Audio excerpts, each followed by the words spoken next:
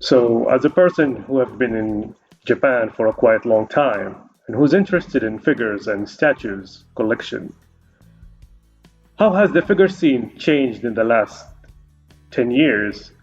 And how has COVID affected the figure industry? I'm sure there have been many things have changed during this time. So compared to 10 years ago, I think there are a lot more figure makers compared to 10 years ago. And the quality has gotten better, the technology has gotten better.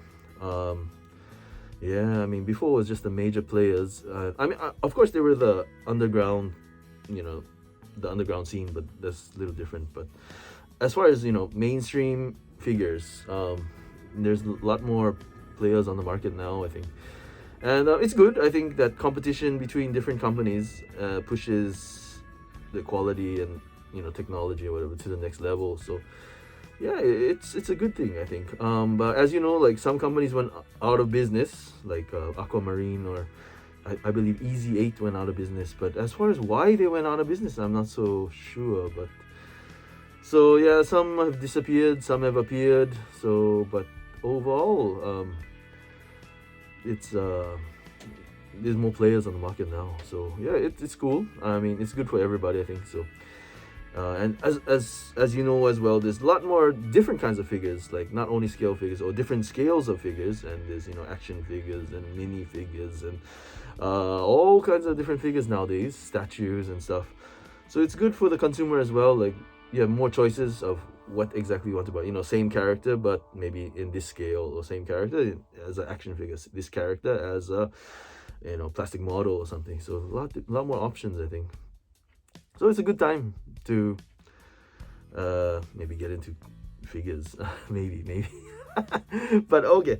And you talked about how you asked me about how COVID has affected the figure industry, and honestly, the biggest effect I think it had is the events that they usually showcase their stuff were canceled. A lot of them were canceled. So a lot less press, I think. So what has happened is a lot of the companies started their own YouTube channels, started their own events, like GSC has their One Hobby and Prime One Studio has their Next Level Showcase and stuff like that. So yeah, a lot of companies had taken control of their own press, kind of. So they have YouTube channels and stuff like that. So yeah, I mean, a lot of the stuff you see on my channel, you can see on their channel as well. But I mean, yeah, so kind of makes me wonder what is the purpose of my channel.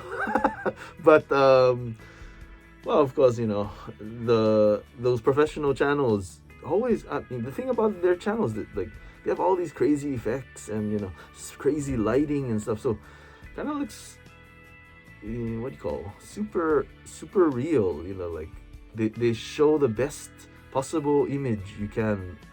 So maybe it might look better than it actually does. I mean, this is my opinion, but they put all these effects and special lighting and stuff like that. But anyway, so yeah, I try to fill that void and try to show the real figure, how I see it, which is probably how you would see it. And I mean, some people feel it's useful, and I'm happy if that's useful to those people. But yeah, so anyway, the figure events have been canceled, which is kind of sad. But it seems like this year they're trying to hold them in person, so that should be very promising. So hopefully they can hold a lot of events this year, and hopefully I can go to a lot of them. I hope anyway. But yeah, anyway, thank you.